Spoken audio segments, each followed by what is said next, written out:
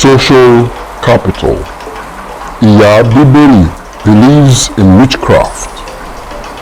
It's grafted in her brain. So when she's praying, she sounds kind of daft. In the past, I had often laughed at how she portrays her face and how she prays. Always 4 hours with the first sun rays, the grandma would bellow like a bull, and from our deep sleep she pulls to the full with her daily dose of mistrust. Now my laughter's turned to disgust, and my patience going to rust as her voice thrust through my crust. Every blood-sucking demon, she screams like a legion. Holy Ghost fire, I command and decree, come down and consume everyone plotting my doom, every enemy of progress, every power of darkness, all my enemies, known and unknown, everyone plotting to bring me down, every wizard and every witch, let them fall into a ditch. Everyone who's envious of my riches, they must surely burn to ashes. Whosoever my hater is, shall stumble and fall and shatter like a glass ball. Whosoever looks at me with a bad eye, he or she shall fall down and die by fire and by force. Grandma roars on without remorse.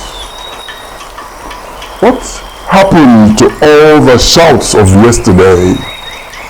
Why must she abort my sleep every day?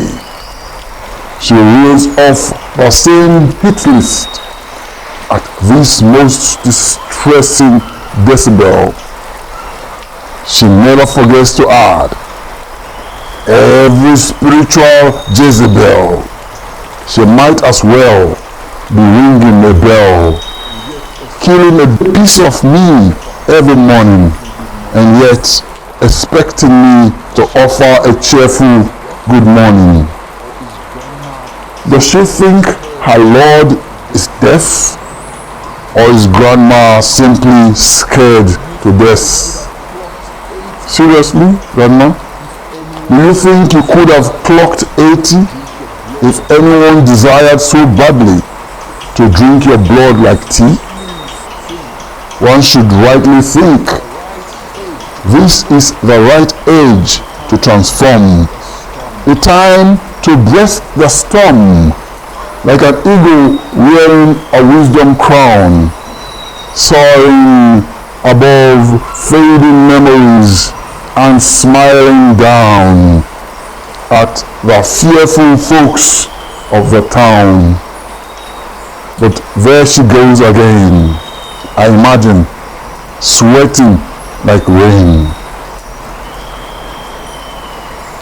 My neighbors worry too much about tall tales told by witches.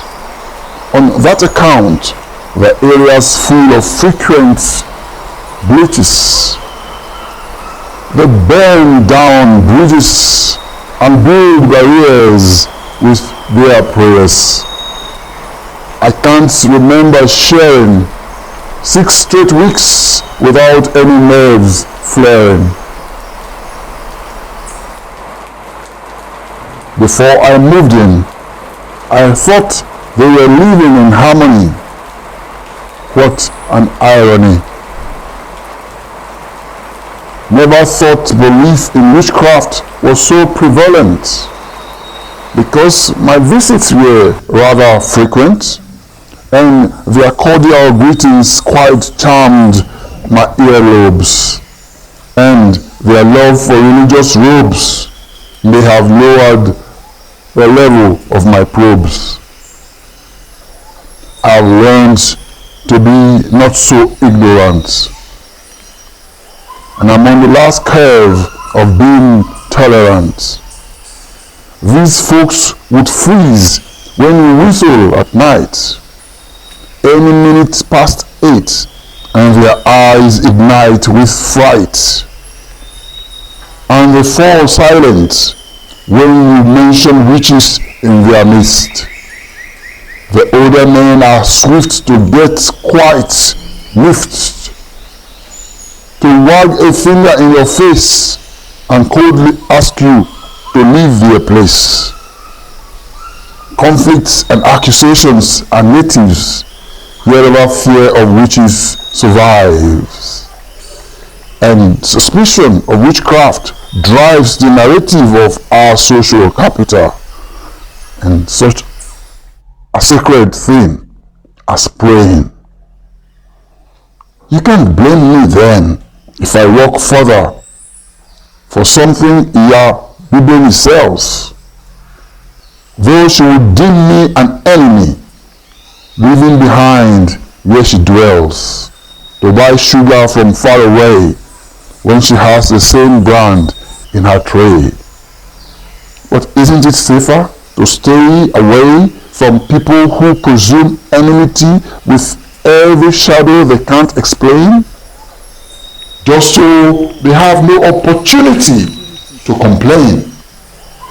Folks who believe that lizards can monitor them, that a gecko on their wall is a peeping Tom. Such people are living in a mental space where logic is scarce and black magic is fully in place.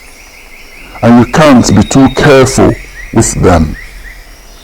In their drifting raft, you could be the reason their bank didn't grant an overdraft. Or you could be the sender of the thunder that struck their roof.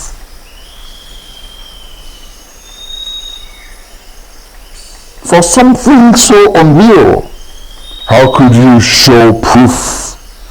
It's not exactly an easy claim to vacate when someone believes you are the cat she saw at her gate, and a bunch of graduates believe she's right. How do you begin to prove you were caught up with your wife last night if someone claims she saw you in her dream, eating her liver and her heart? How do you get a furious mob to depart without first taking you apart? And what if your guilt is based on one inevitable question? Are you the only one in the area? Why are you the only one she could mention? Trust is vital to the social capital. Bibeli has long eroded my desire to buy in her shop. I would rather drive to the bus stop.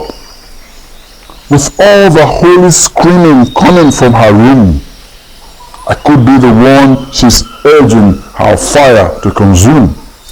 I could be the only prey in her mind every morning when she poisons the wind. After all, I whistled aloud the other night, not quite a fortnight ago. The end.